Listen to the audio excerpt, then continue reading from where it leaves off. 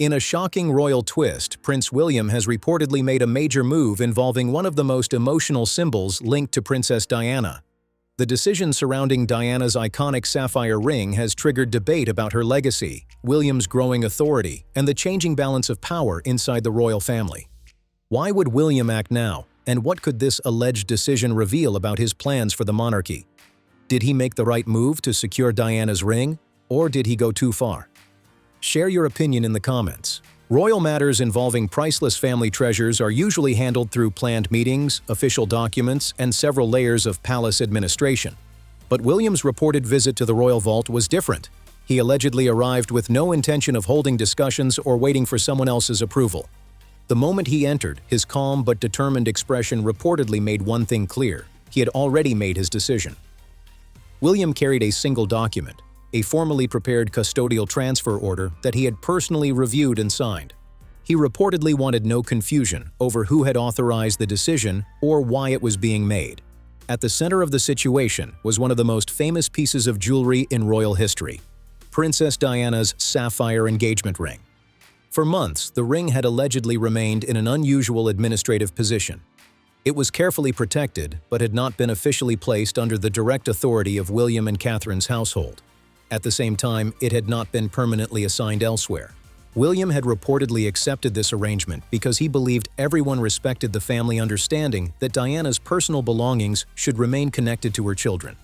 But just 48 hours before his visit, everything allegedly changed. A senior aide reportedly gave William information suggesting that the uncertainty surrounding Diana's collection could be used in ways he had never expected. Rather than allowing that uncertainty to continue, William allegedly decided to act quickly and secure his mother's legacy. His unexpected arrival reportedly stunned the officer responsible for the vault. This did not appear to be an ordinary inspection. Something important had pushed William to make a direct and urgent move. This is where the story becomes even more intriguing. According to reports, the information William received involved a formal request from Camilla's household that could have changed how Diana's personal belongings were managed. At first, the request may have looked like a harmless administrative review, but after examining the details, William reportedly believed it could carry much larger consequences. The proposal allegedly involved moving Diana's collection into a category known as a Crown-associated ceremonial asset. The title sounded technical, but its possible impact was serious. Diana's belongings could have been moved away from the long-standing family arrangement and placed under a management system connected to the reigning monarch's household. Under that structure, future decisions involving Diana's jewelry, letters, clothing, and other personal possessions could potentially be handled through official channels controlled by the king's household. Because Camilla's office works closely within that system, her staff could have gained more influence over items carrying a deeply personal connection to William's mother. For William, this was reportedly never just about one sapphire ring locked inside a vault. The real issue was who would hold the authority to manage Diana's personal story and decide how her memory would be presented to future generations. Instead of reacting publicly or turning the matter into an open family clash, William allegedly took a more calculated route. He spent the following 2 days preparing a solution designed to address the larger problem. Rather than challenging only one request, William reportedly wanted a permanent safeguard that would prevent similar disputes from happening again. His goal was not simply to protect a famous ring, it was to secure Diana's entire personal legacy. But why did the sapphire ring matter so much? What made it important to William, Harry, and Diana herself? The answer lies in the emotional history carried by this remarkable piece. Most people recognize Diana's sapphire engagement ring because Catherine has worn it for years. Inside the family, however, it reportedly represents far more than diamonds, gold, and an elegant design. The ring carries memories, emotion, and a powerful connection to one of the most beloved figures in modern royal history. Its story began in 1981, when Charles gave it to Diana following the announcement of their engagement. From that point forward, the ring became tied to Diana's public life. She wore it during joyful moments as a young princess, but it also remained on her hand throughout some of the most difficult periods of her marriage. It appeared in countless photographs and became a symbol of Diana's extraordinary and often painful journey through royal life. After her tragic death, the ring gained an even deeper meaning. It became one of the most personal objects associated with her memory. William reportedly kept it close after losing his mother and is said to have worn it on a chain around his neck for a time. Harry also had a personal connection to the ring before William eventually selected it for one of the biggest moments of his life. When William proposed to Catherine in Kenya in 2010, he used Diana's sapphire ring so his mother could remain part of that special occasion. William explained that although Diana could not be there, the ring allowed her presence to stay with him. Catherine has since worn it during major royal appearances, making it one of the world's most recognizable pieces of jewelry. Yet William has reportedly never viewed it as an ordinary royal possession that should simply be controlled by palace systems.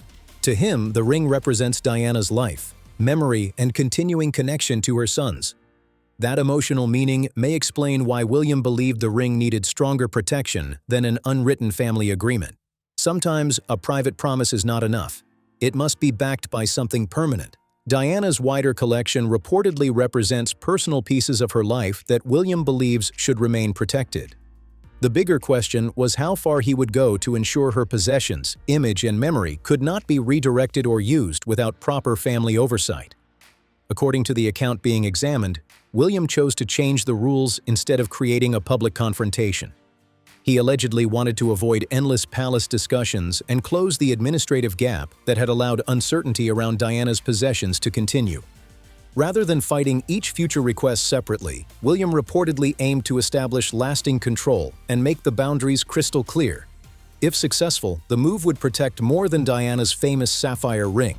It could determine who controls her personal legacy for years to come. The idea was simple but powerful. A formal custodial arrangement would place Diana's personal collection under the direct protection of William and Catherine's household. No major decision involving those treasured items could move forward without William's written approval. Diana's jewelry, letters, clothing, and other meaningful possessions would remain connected to the family members who shared the closest personal bond with her. When the vault officer reviewed the paperwork, everything reportedly appeared carefully prepared. The signatures were in place, every requirement had been followed, and the documents carried the seriousness expected from a major royal decision. This was not a casual request waiting for someone else's approval. William had arrived with a completed plan. The paperwork represented a clear statement of responsibility from the future king concerning something deeply tied to his mother's memory. Then came the moment everyone understood the true weight of the decision. Diana's famous sapphire ring was brought out of protected storage, and William signed the official register, completing the reported transfer. For a brief moment, William allegedly stood in silence while holding the case. He did not open it because he did not need to. The ring was far more than an expensive piece of royal jewelry. It represented Diana's remarkable life, her painful journey, her love for her children, and the unbreakable connection William had carried since losing his mother. After several quiet moments, William reportedly placed the case away, thanked the officer, and left Windsor. Whether viewed as a personal promise or a formal institutional move, the message was unmistakable. William believed Diana's legacy deserved permanent protection, not a temporary arrangement that palace officials could later change. By creating a legally binding custodial transfer, William had reportedly placed Diana's collection under his household's protection. But would the rest of the royal family accept it? Who would be caught completely off guard, and had William quietly outplayed someone inside the palace? The biggest moment did not happen inside the vault, it happened afterward. Shortly after William allegedly left Windsor Castle, the palace's administrative system processed an official notification confirming that the transfer had been completed. The notice reportedly traveled through the usual channels to the relevant royal offices, including Camilla's household. That was when the situation became impossible to ignore. This was no longer a proposal, a private discussion, or a request waiting for approval. It had become an official decision recorded within the palace system. When Camilla reportedly received the document, she did not react publicly. She carefully read every detail, trying to understand exactly what William had done. Those familiar with the alleged situation claimed she placed the notice on her desk and remained alone for several minutes, silently processing its meaning. There was no immediate phone call, rushed reply, or public statement. That silence suggested Camilla understood this dispute was not limited to one ring. William's move could reshape how Diana's entire personal legacy would be handled for years to come. After considering the situation, Camilla reportedly began demanding answers. She requested an urgent conversation with King Charles, asked for the full documentation connected to the collection review, and wanted to know who had learned about the transfer before the notice reached her office. That final question reportedly exposed the deeper issue. Camilla was not only trying to understand what had happened, she wanted to know how far the news had spread, who had known in advance, and whether the decision had already moved beyond her ability to influence it. By then, however, the game had already changed. William's action had moved from a private disagreement into an official palace record, making it much harder to reverse, dismiss, or quietly sweep aside. Camilla reportedly requested an urgent meeting with the king to review the entire process. Would William be summoned to defend his decision, or would Charles examine the paperwork and ultimately allow his son's move to stand? By the time Camilla entered King Charles's private study, the situation had reportedly moved further than she expected. Charles had already examined the transfer documents, reviewed how the decision was carried out, and recognized that William had followed the required procedure to protect Diana's collection. During their private conversation, Camilla allegedly made her concerns clear. She argued that a decision of such importance should have included direct consultation with the king and her household before being finalized. From Camilla's perspective, the original request had been part of a normal administrative review, not an attempt to challenge William's connection to his mother's belongings. She reportedly believed William's reaction had turned a routine palace matter into something far larger and more personal than necessary. Charles listened carefully while she explained her position. He allowed her to express her frustration without interruption. But when the conversation reached its decisive moment, the king reportedly delivered an answer she did not want to hear. The transfer would not be reversed. According to the account, Charles insisted that the decision was not about choosing between his wife and his son. William had acted within his authority, followed the correct procedure, and established a formal safeguard involving his late mother's possessions. Charles reportedly pointed out that a long-standing family understanding had always surrounded Diana's belongings. Those closest to the situation knew the items carried an intensely personal meaning for both William and Harry. Trying to move the collection through a different administrative route, even if no harm was intended, had reportedly clashed with that family understanding. What may have looked like routine paperwork to one household had touched a deeply sensitive nerve for Diana's sons. After nearly an hour, Camilla allegedly left the study without the result she wanted. The transfer remained in place, and William's position stood stronger than before. What began as a dispute about the management of one collection had become a bigger battle over family loyalty, personal memory, and the future direction of the monarchy. William had apparently won an important victory for his mother's legacy. But how did he feel once the pressure was over? And what other safeguards would he create to ensure Diana's memory could never be weakened, redirected, or placed under someone else's control? When William returned home, the events at Windsor reportedly stopped being about forms, procedures, and palace power. They became painfully personal. William sat down with Catherine and explained everything from the beginning.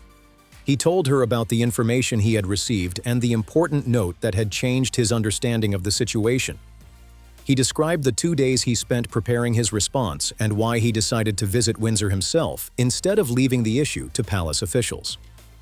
William reportedly explained every detail, from the vault officer examining the documents to the moment the transfer entered the official record. Catherine listened closely and allowed him to finish without interrupting. She understood that this was not simply another royal responsibility. For William, it was tied to his mother, her memory, and the private promise he had carried since losing her at such a young age. After hearing the whole story, Catherine reportedly asked one simple but powerful question: "How do you feel?" William admitted that part of him felt relieved. He believed a safeguard that should have been created years earlier was finally in place. Diana's possessions were no longer protected only by tradition, private promises, or assumptions that everyone would always respect the same boundaries. What troubled William most was not the decision itself. It was the fact that an administrative disagreement had been needed to force the family into creating official protection for items that had always held such deep personal meaning. For years, Diana's collection had reportedly remained safe because of an unwritten understanding among family members. But William now recognized that traditions could be interpreted differently whenever palace roles, staff, or priorities changed. The transfer gave him something far stronger than a verbal promise. It created a documented structure that could not easily be challenged behind closed doors. Anyone attempting to change the arrangement would now face clear rules and William's direct authority. Catherine reportedly understood why that mattered to him. Diana was not simply a famous former princess whose belongings could be treated like ordinary ceremonial property. She was William's mother, and each personal item carried memories that no palace department could measure on a spreadsheet. The alleged victory may have brought relief, but it also revealed how quickly a quiet administrative request could become a royal power struggle. William had managed to protect Diana's collection without launching a public attack, yet his decisive action sent a sharp message throughout the palace. He was no longer willing to depend on vague family agreements when his mother's legacy was involved. As the future king, William reportedly intended to use formal authority, careful planning, and legally recognized safeguards to make sure the boundaries stayed clear. The move also showed a colder, more strategic side of William. He did not react with a dramatic public statement or leak angry accusations to the press. Instead, he studied the weakness in the existing system, prepared the right documents, and acted before anyone could block him.